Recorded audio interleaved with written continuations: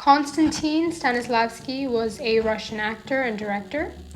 He founded the Moscow Art Theater, and his most important contribution was the Stanislavsky method acting, where he tried to promote a natural style of acting, more authentic emotions shown on stage, and he just created a method for actors to constantly attain this.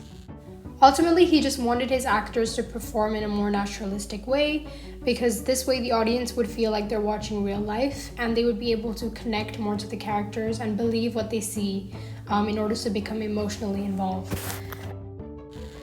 So the actor created a book which was split into 2 volumes. The first one was called An Actor Prepares, which was published in 1936, published in the US, where he recorded his experiences as an actor and director's viewpoint from his own theatrical life. And just some of the main points explored was that every action needs to have a purpose. You have to imagine as if you are that actor in the same situation. If you are that person, what would you do? How would you react? Use imagination to fill the backstory in the script. He talks about concentration of attention and being relaxed. He talks about the idea of breaking down scripts into different units. A character needs to have clear objectives and desires.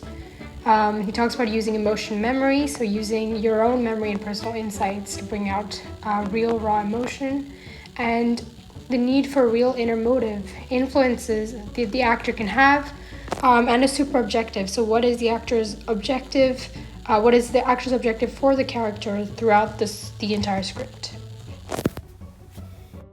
Stanislavsky had a privileged youth.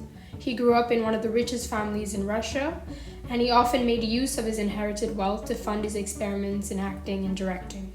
As a child, he was interested in the circus, the ballet, puppetry, and his family's 2 private theaters provided a forum for him to release these theatrical impulses. And after his first performance in 1877, he started what would become this lifelong series of self-critique, critical observations on his acting and on the problems that he saw. And this self-analysis is what resulted in the Stanislavsky system that later emerged. And he grew increasingly interested in experiencing the role, finding a more natural way of acting. And he experimented with maintaining this characterization in real life as well. In 1884, he began his vocal training, with whom he explored the coordination of body and voice. And a year later, he briefly studied at the Moscow Theater School, but he was disappointed with the approach. So he actually left a little more than 2 weeks. But he was very impressed by the effortless, emotive, and clear playing of the Italian Ernesto Rossi, who performed major Shakespearean tragedies in Moscow. And so too did Tommaso Salvini's 1882 performance of Othello. Whilst the Stanislavsky method isn't exactly method acting, it's what inspired method acting technique, which was developed by Lee Strasberg, and it's one of the most popular today. And the idea is for the performance to be as emotionally realistic as possible, where actors are taught how to use their own experiences to recall a strong emotion from their past. So how can Stanislavsky's method be of use to us now?